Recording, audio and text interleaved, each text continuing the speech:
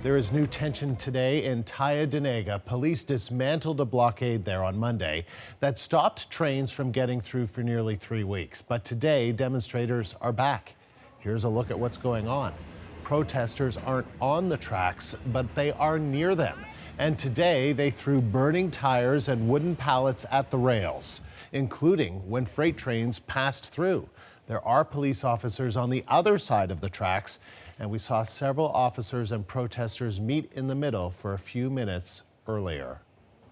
Laura McQuillan is on the story. So, Laura, what's happening in Tyendinaga? Yeah, it did seem like a bit of an escalation, Andrew. We have been watching a live stream that the protesters have been sharing online on Facebook, showing us what they're seeing at ground level there. And it showed a close call. I want to walk you through exactly what we were watching in that video. You see here, the protesters are on the train tracks as the train is coming down. It is honking its horn to try and alert them, get them off the tracks. They're still standing there. They begin throwing rocks or other pieces of debris at the train. It's a very narrow call. They are moving out of the way, but as it comes down again, you see that debris on the tracks being moved about, logs, branches, rocks being thrown. The train is not stopping. It is just coming straight through, and that's what we hear the commentator on this video say.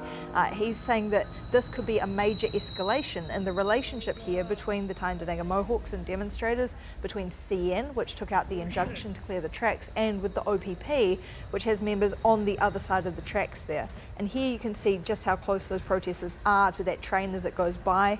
One appears to be holding a gas can because we have seen fires on the tracks today, tyres thrown on there, set on fire, pallets as well. So it's a very close call and certainly a pretty confrontational scene there. So that's what we've been watching in recent hours. Interesting to see how that is playing out. You mentioned that meeting in the middle of the tracks as well. What we heard from the commentator on that was that a liaison officer from the OPP and a lawyer from the Tyendinaga Mohawks were meeting in the middle of the tracks, but the OPP began yelling at the protesters to get off the tracks, and if they didn't clear them, they would be arrested.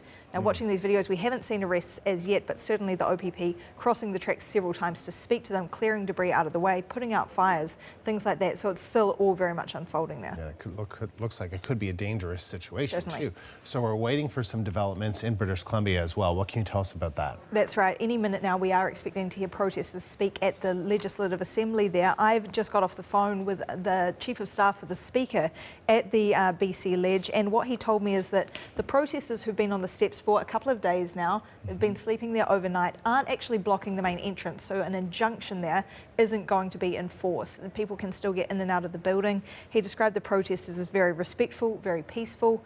At that press conference, we may get an update on what their plans are. Will they be sticking around for some time? Will they move on?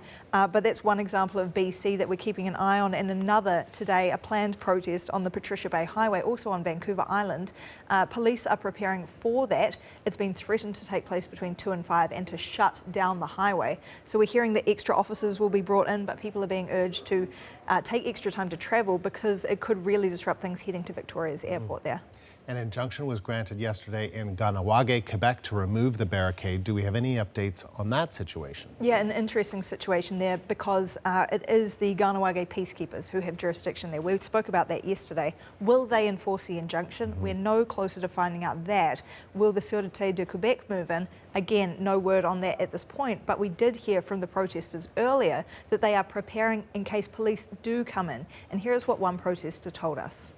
It's up to the SQ to decide if they want to have a physical confrontation or not. We've been here for a couple of weeks now, and you know, it's a peaceful demonstration. So it would be better if they don't come in at all. People are preparing if they do. We're being cautious. In terms of those preparations, he didn't detail those, but it does sound like people may be, stocking up on supplies, reinforcing the blockades that they've got in place there. Also keeping a quick eye on Listuguj, the First Nation there.